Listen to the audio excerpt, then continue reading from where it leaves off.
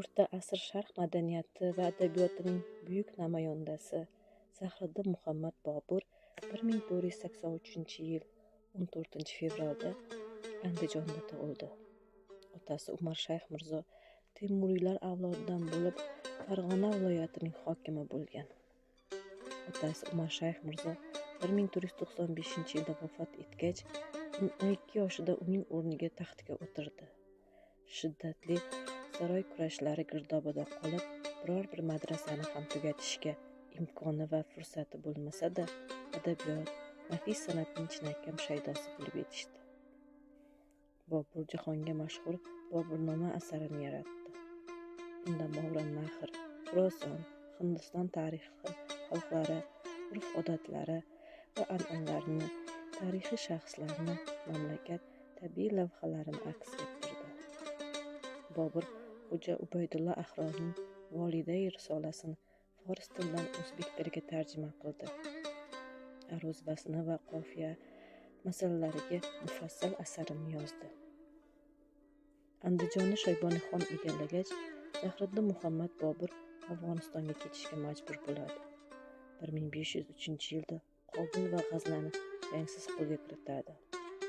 1505-1515 yillarda bir necha bor Markaziy Osiyoga qaytishga urinib ko'radi, ammo hech qanday natijaga erisha olmaydi.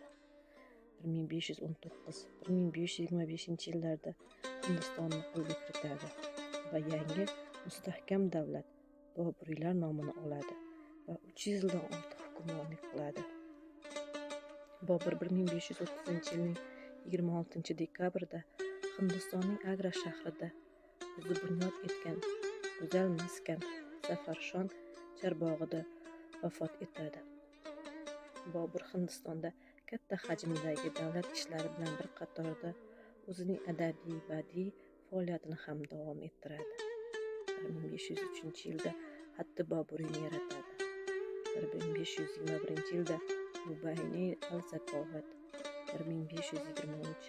1525-yillarda Muxtasar, Harb ishi, musiqa ilmi, Volidai asarlarini, 1519-yilda Qobul devoni, 1528-yillarda Hindiston devoni yaratadi. Tuzuki Boburiy, Voqeati Boburiy, Voqeanoma, Boburnoma nomlari bilan mashhur bo'lgan asarlarni 1525-1530 yillarda yozadi. Bobur ikki tilda, fors va o'zbek tilida erkin ijod qilgan bo'lsa-da, faqat o'zbekcha she'rlarni to'plab ikkita devon tuzgan. 1519-yilda Qobulda, 1529-yilda Hindistonda tuzilgan bu devonlar o'sha joylar nomi bilan yuritiladi. Qobul devoni topilmagan. Hind devonidagi she'rlarning umumiy miqdori 400 dan ortiq. 199 g'azal, 231 ruboiy, boshqalari turli janrdagi she'rlardir. Afsus, nadomat ohanglari bilan to'plangan g'azallarni ham ushbu devonda uchratish mumkin.